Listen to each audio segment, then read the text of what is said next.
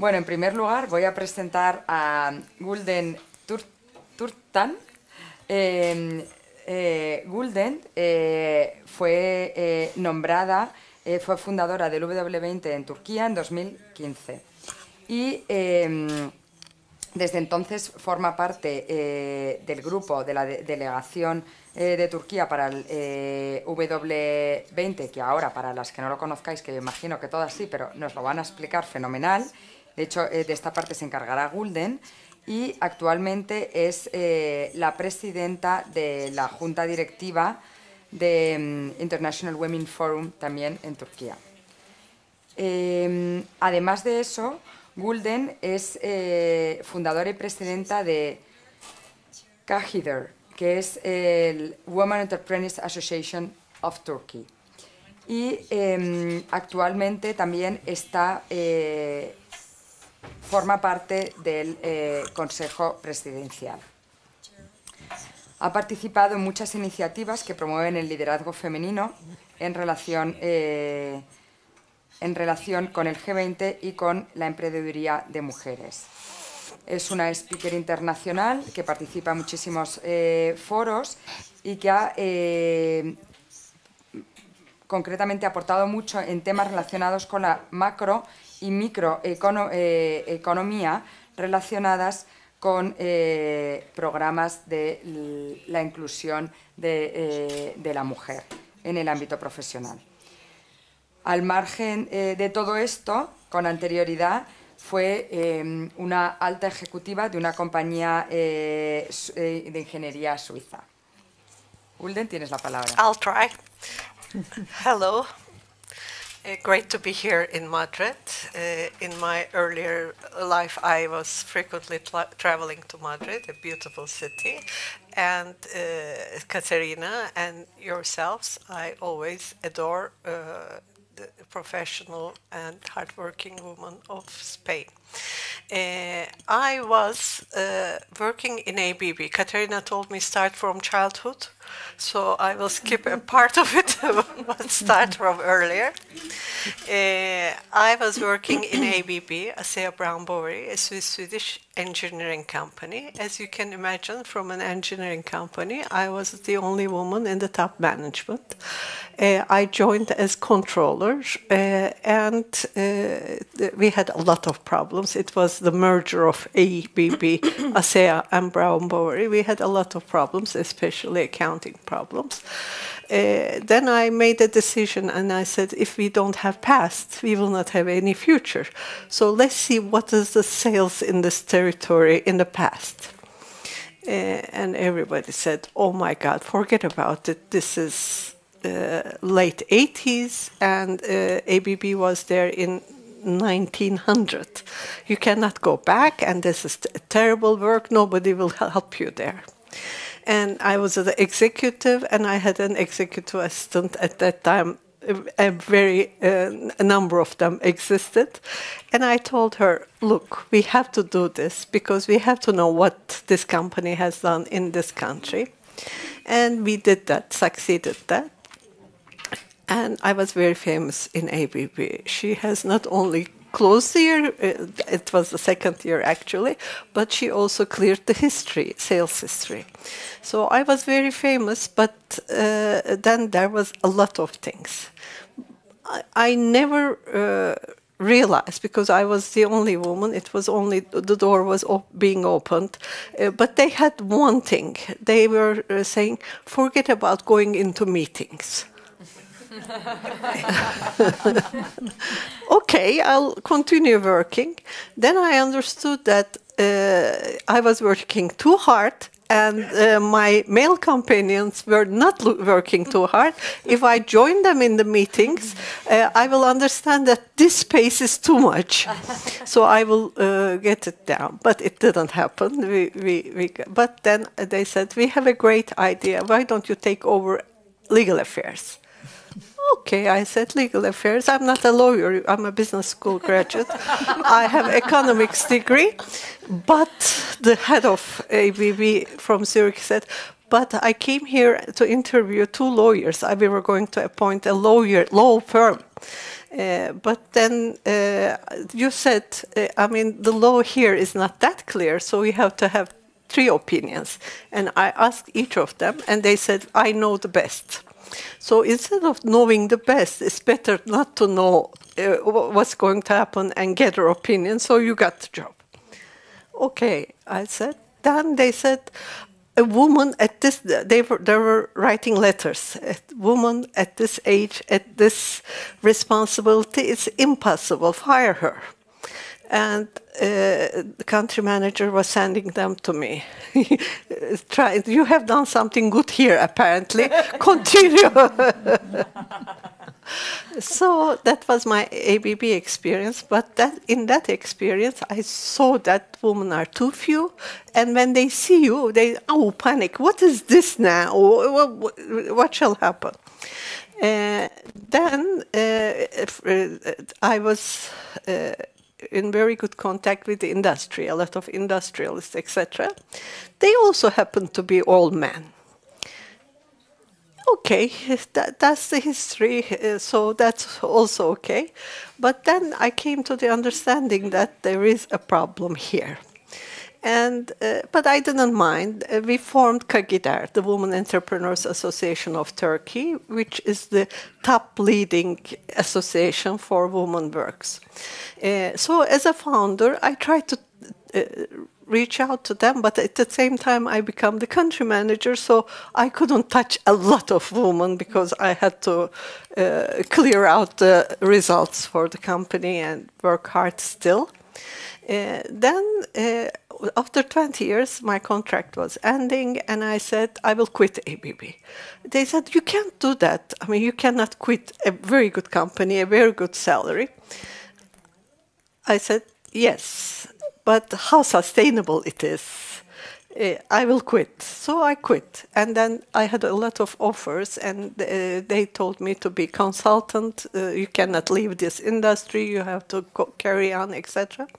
Okay, I said. But at the same time in Turkey, the economy is going up and down, up and down, up and down, and continued down, down, down. After 2008, it was not very much like to say it's going down. Okay, we are surviving, survival mode. So it was much worse. But then I had a family fund, and I had a hotel in the south of Turkey. I had my consulting job coming from ABB, and I tried to help women. And they said, why don't you come and be the chair for KAGİDER? I said, but this woman issue is slightly different. There must be something else to be done there. And then I was presented as the new, we went to elections, of course, a lot of fuss, and I was elected. And there are other women organizations in Turkey, and they said, this is not a typical NGO leader. What should I do to be a typical NGO leader? I'm not a typical NGO leader. What's the profile? Because head of HR, etc., you give the profile, and let's see, search for it, etc. I know what they mean, but I said, but maybe we'll look at it in another perspective. At that time, there was a lot of literature coming, academic works coming, and we were trying to follow it up. For example, women make the consumption decisions. So all the car manufacturers, which were very male, started, hey, come on, have a look at this design to women designers. Was it real or not? But the literature was boiling. And I said, look, we have to sell this idea of woman inclusion. I mean, diversity is, I was in charge of diversity. I made diversity presentations all over the world, especially in the Middle East. But diversity is something, I'm not touching your topic, I guess, but diversity is, let's have a woman over here. Inclusion. You have to listen to her. She has to talk. She has to contribute. So it's inclusion we need, and a lot of literature started to come up from that. We were following World Bank, UN Women, UN, IFC, whatever literature, Boston Consulting Group, whatever comes in front of us on women and gender issues. So we were following that. And I said, we have to sell this woman gender issue. They said, forget about it. Selling is not there. Why? I cannot go to the government and say, I have a great transformer, hey, take it. I have to sell it. Equity, parity, they understand it, they know, but it doesn't exist. You have to sell it. They said, oh, this woman coming from a crazy business world, go ahead, sell it. I said we need to have a value proposition. When woman is there in the board, they add to the decisions in the board. So you have to include them. Inclusion is for that reason. I mean, it's not for them sitting and getting money. But the money part was also very important. When woman gets money, for whatever amount, that money comes to the house. And that money comes, this is research that says that, I'm not saying that. That money comes to the house, that money comes to the education of the children, education of the parents, and health of the family. This is so important money. You have to make it possible that women have that money. And is it going okay? Okay. Then we had this money issue taking out, and then there was another thing happening, G20. You remember that it was G7 only, not G20. G7 is the real leaders, that's what they tell me, or the fancy businesswoman. The fancy G7 didn't contribute much to the world, so G20 was created. In G20, the turnover or GDP of the countries were 85% of the world. If you can get 85% of the world in a proper shape, the later 15 will fall into place. World Bank came with a end poverty program. That's a very interesting thing, because if you can take the end to the middle, that's going to create growth in your country.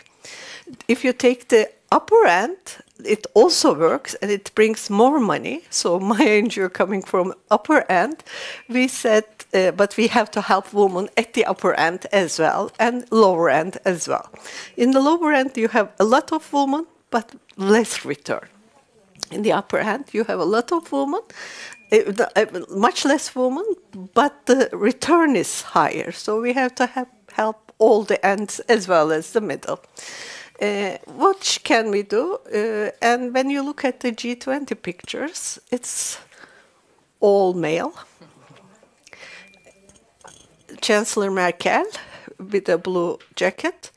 Sometimes, because we can spot her, sometimes Christine Lagarde, and sometimes, of course, British former minister and Chile's former minister.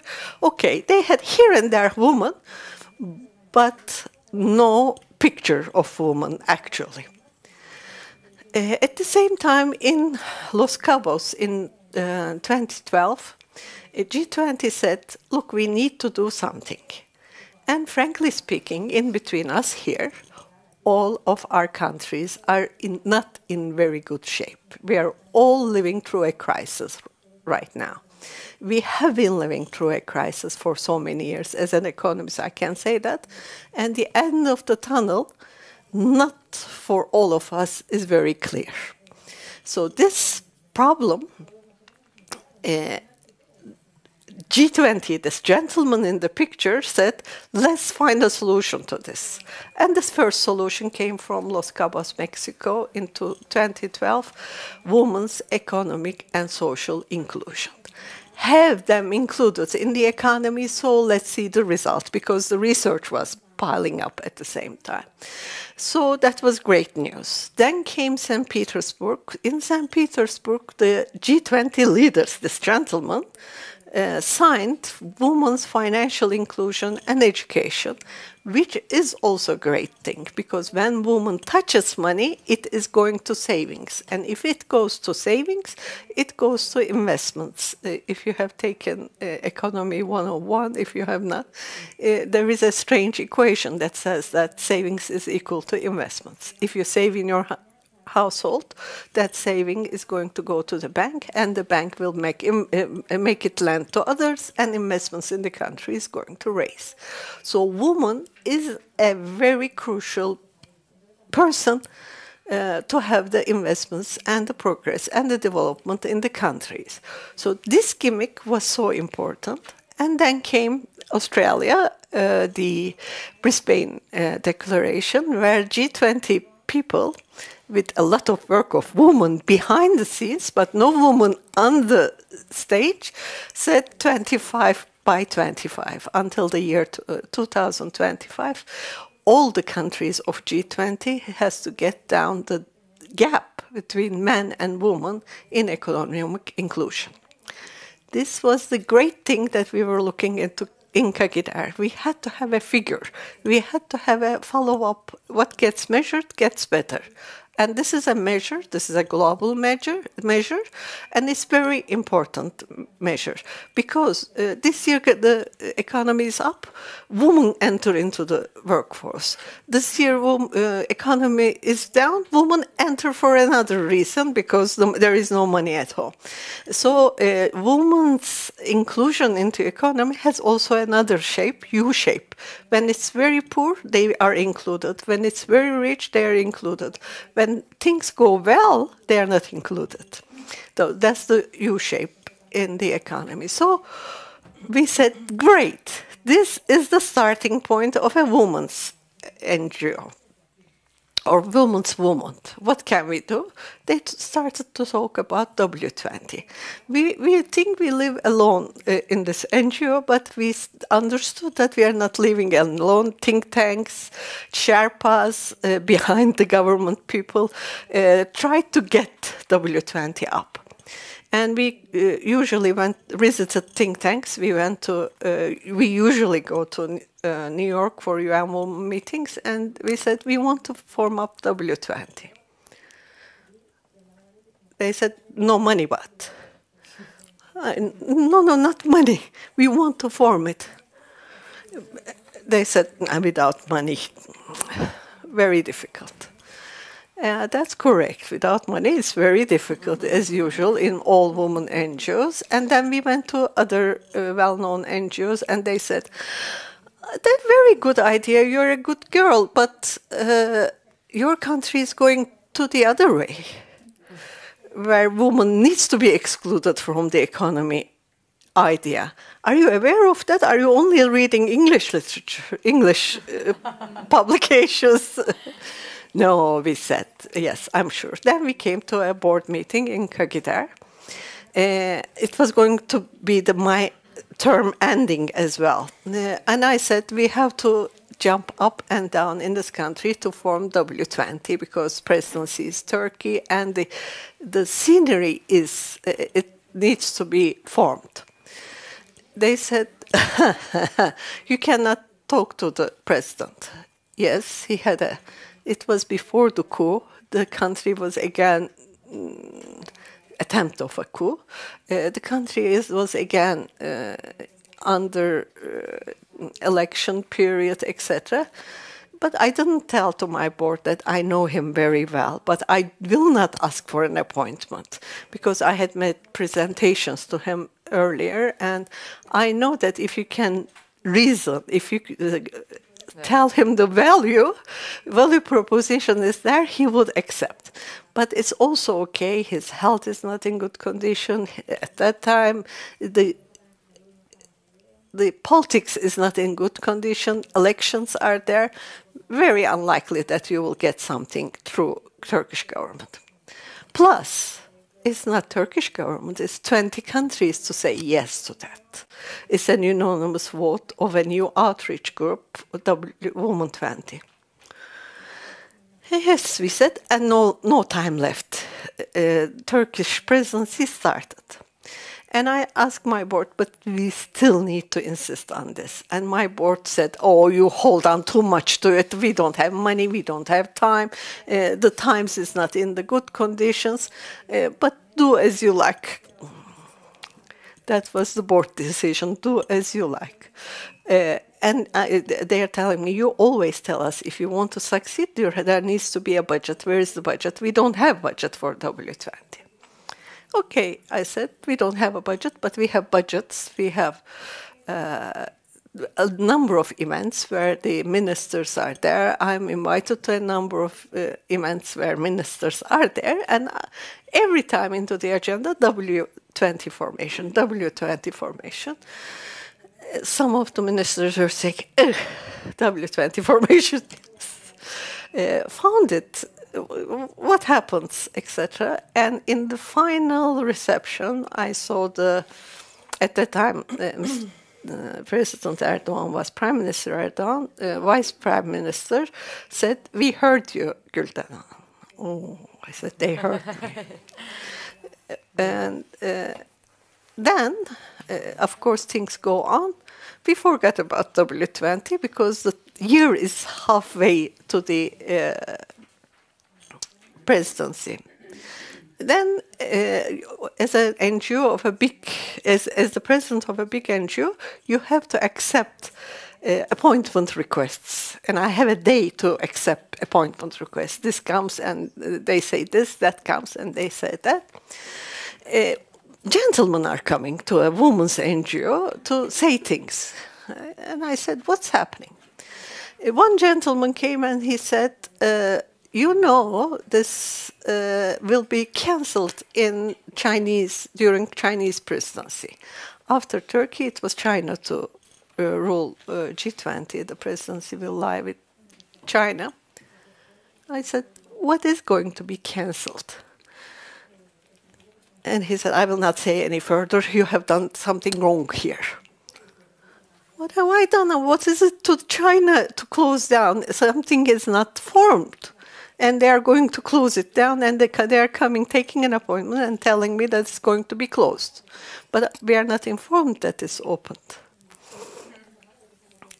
And next day, I received a phone call, and we received a letter saying that the W20, with anonymous vote of 20 countries, has been established, and I'm the founding chair of W20. And we were in such a hurry, but the problems didn't go away with the letter. And we had to hurry during the year to have the launch of W20 and then the W20 summit. And a declaration called Communiqué, first ever W20 communiqué. And this appointment taking is continuing from women and men. And they're saying, now you're in trouble. You're in big trouble. Why? Because now the schools are closed, academia is not there, you will not be able to find a draft communique. Yeah. And also there are other people coming. Give it to my wife, $1 million she will spend for this. We are all in panic. What's happening now? $1 million to be spent on W20, no communique, nothing to be said. And you remember I said we were following up the literature on women's value add to the economy.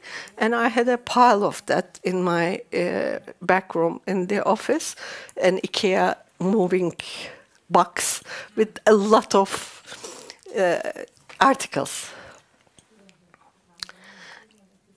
This is too much. We will get all those articles. It's already read and marked, and take them down one by one, and we will establish a communique. Oh, but the countries are not going to nominate women. The countries did. She was there. You were in Y, but Susan was there. Susan Harris-Rumor, you had and Elizabeth was there. Yeah, Marie Carmen, and we had not 20 delegates, but 20 country delegates. We had 3 delegates from USA. So we had a full table. We had a good communique. And before going to the communique to the 20 countries, we had to get it through the Turkish. Have you taken the local perspective? And the local perspective was a chaos, but we managed to get the local perspective as well. And we got 13 points out of that box. Out of the 13 points, 10 were going into the communique. I will briefly touch upon what they are. One is education. Do I have time? Yes, you can. The first one was education, employment, entrepreneurship. I'm coming from an entrepreneurship association, but for that, there needs to be a flow. And in that flow, you need to be educating women. And I very much believe in this. You need to educate women. It also comes, it was STEAM at that time, science, technology, engineering, arts, and maths. But I believe in any kind of education, continuing education, just upgrade yourself in what you know, just study something you don't know. Education is the key for women's inclusion. Education, employment, go somewhere, work. Whatever it is, earn 1 penny, whatever it is. But that's the inclusion to the economy if you can earn that money. And then comes entrepreneurship. It's slightly tougher, but many women survive. My colleagues here are going to explain about that. So the first one was education, employment, and entrepreneurship. The second was equal opportunity. See that the companies are providing equal opportunity to women in their raise, in their board seats, in everywhere, in recruitment, first of all. And work and life balance. You know, the caricatures of women trying to keep the baby cook clean with her feet and try to go and earn a penny. Too much on women, so there needs to be a social balance. Just have one question regarding W20. Considering that only 3% of the investment funds goes to women's entrepreneur, I would like to know what are the relationship between the big companies which are investing and giving money for the W20 and the investment funds which are normally, sense to promote women's entrepreneurs. So I'm really wondering why we are still at 3% funds for women entrepreneurs, whereas the money is exactly coming from these big companies constituting the W20 and willing to be the very best employers and people in the world. So, yeah, that's a question. Thank you. Elizabeth, or shall I try? Sure, I can follow you. Sure. What's happening is that when you go to a man and say that I'm a bank and I will loan you $1 million, he says, can it be $1.5 million because I have a great vision, I will do a big factory. When the same bank goes to a woman and says that I have a $1 million to loan to you, the woman says, no, thank you. That's very risky. I want to grow in smaller increments. So women are not inclined to form big companies. But there is an unfairness, and I think Elizabeth can elaborate on that, because women companies are not invested. Nobody wants to purchase, nobody wants to get it bigger, so joint ventures are very few, but because of lack of knowledge, as far as I understand, and women are looking for sustainable business, not a big business that he or she will run for 20 years. That's what the interest is, but with the economic turn ups and downs, what happens is that big corporations cannot survive, but small corporations are elastic enough to survive. Porque es que ya falta solo que me saquen de... Pero Pero bueno, muchísimas gracias, de verdad.